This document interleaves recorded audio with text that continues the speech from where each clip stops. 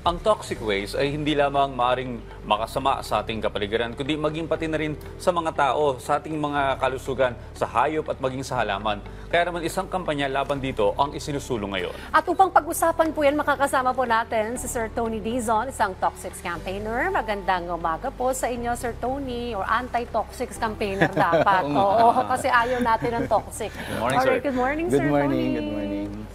Okay, sir, kahit pala sa paaralan ay hindi pa rin ligtas yung mga bata pagdating sa mga toxic chemicals. So, eto minsan nandun mismo sa mga nabibiling eraser, lapis, ballpen, maging sa mga lunchbox at maging sa mga pencil case. Tama po yun, ba? tama yun.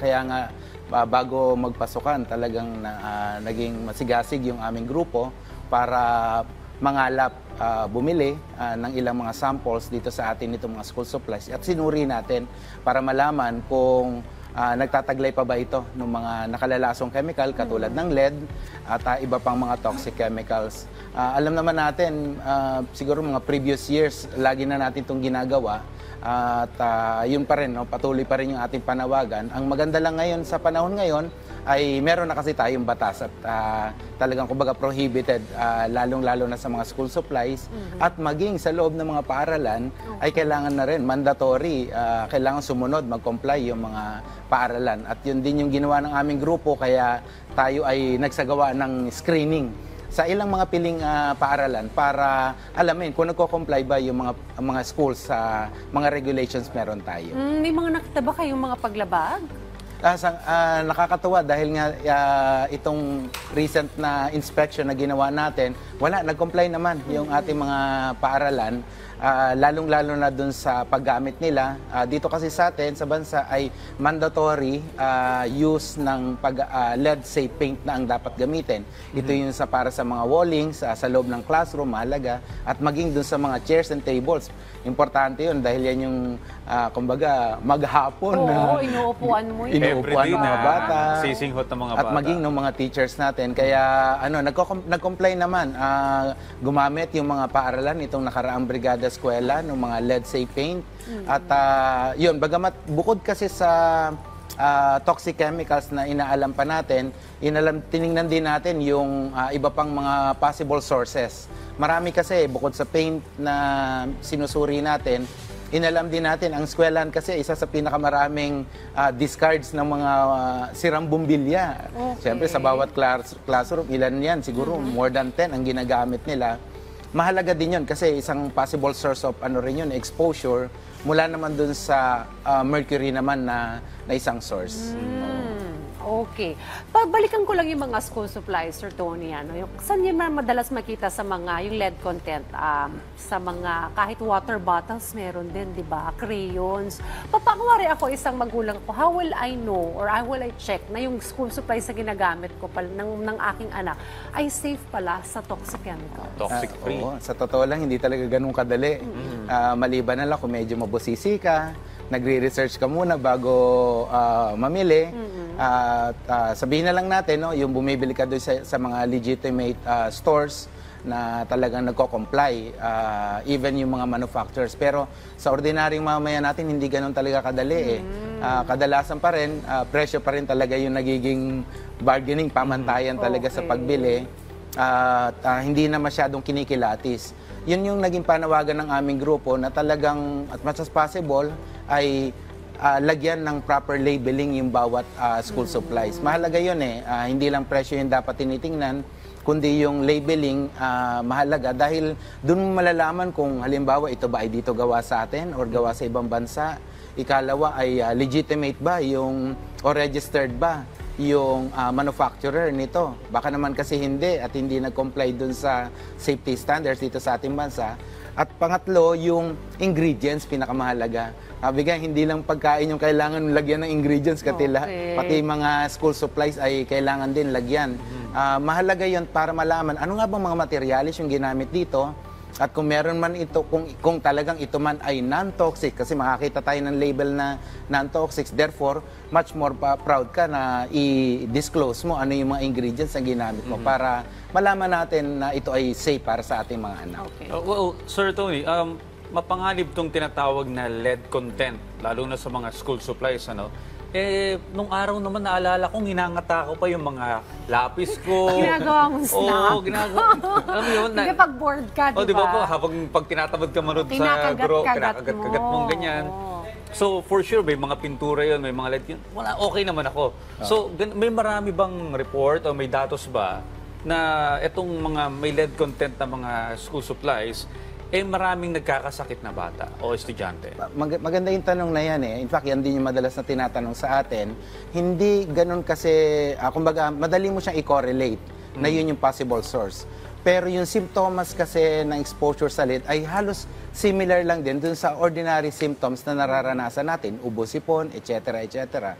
Ngayon, kinakailanganin mo talaga magpa-lab. O kumbaga, lalong-lalo na kung yung behavioral changes, ang effect kasi ng LED exposure ay neurotoxin ito, parang pangunahing inaatake nito yung utak, behavioral changes. Kung nanonotice natin na yung bata ay medyo parang balisa, hindi na masyadong active sa school, medyo aggressive na yung kanyang behavior, nakikipag-away, sabihin na lang natin gano'n, baka may need nga talaga na para for medical attention. Ipa-check up talaga yung bata. At kung malaki yung possibility na siya ay merong LED exposure, therefore, kailangan talaga i-subject siya for blood LED para mas ma-determine kung gaano ba karami, gaano kataas na yung concentration ng LED sa kanyang katawan.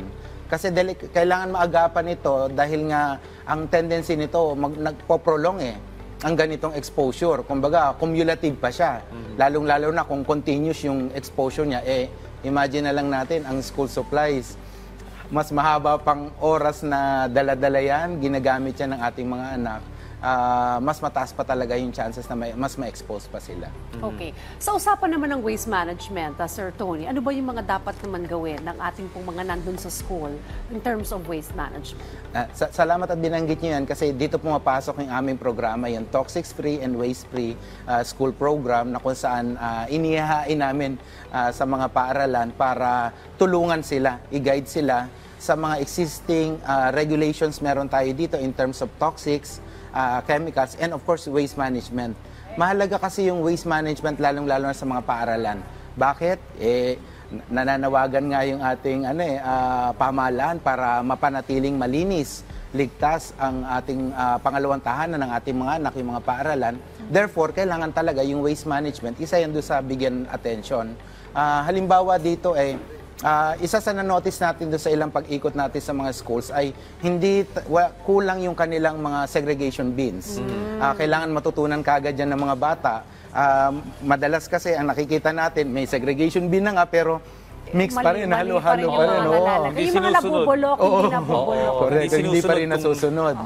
Pangalawa dun bukod sa segregation bin, isa rin sa pinopromote natin dito ay yung material recovery facilities. MRF. Ang hirap kasi sa mga paaralan, minsan sobrang dami ng basura nila, discards, bumbilya, mga pinagamitang mga kagamitan, lalo-lalo na nitong Brigada Eskwela.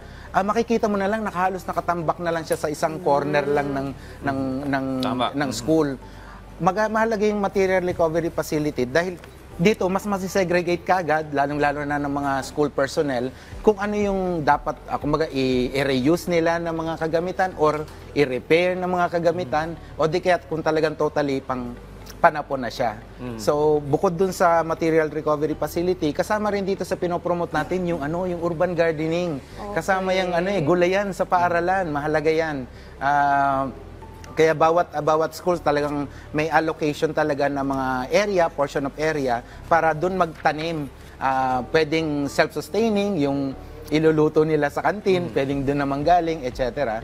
At saka yung composting. So kumbaga ang waste management hindi lang isaayos mo yung yung mga basura, mga panapon, but rather isaayos mo talaga, masinop mo talaga yung management sa loob ng paaralan. Okay, para ma-educate yung ating mga, lalo na yung mga parents, at magabayan nila yung kanilang mga anak, meron po ba kayong mga programa para sa mga kahalintulad nito, mga anti-toxic waste, pag-aayos ng mga basura? Meron po ba kayong mga proyekto at programa para dyan? Yes, isa sa aming priority itong mga schools. So kaya meron kami tinatawag na Toxics Free and Waste Free School Program.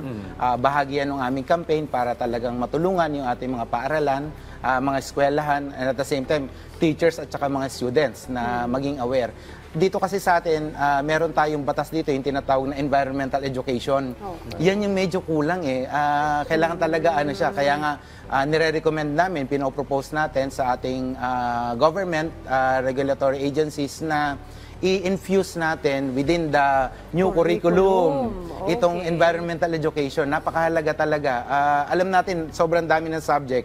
Pero it's about time. High time na talaga na maging at an early age ay maging aware na kagad yung mga bata sa ating environment. Something to look forward, na masama yan sa curriculum. Correct. Kasi we'll never know na kung kailan na sirang-sira na yung Yes. kalikasan natin, saka natin i-infuse ito. Kasi importante, habang bata nga naman ay alam na nila ito. Tama yun. In fact, di ba, nagpa-practice sa mga bata pag mga earthquake drill, disaster, etc.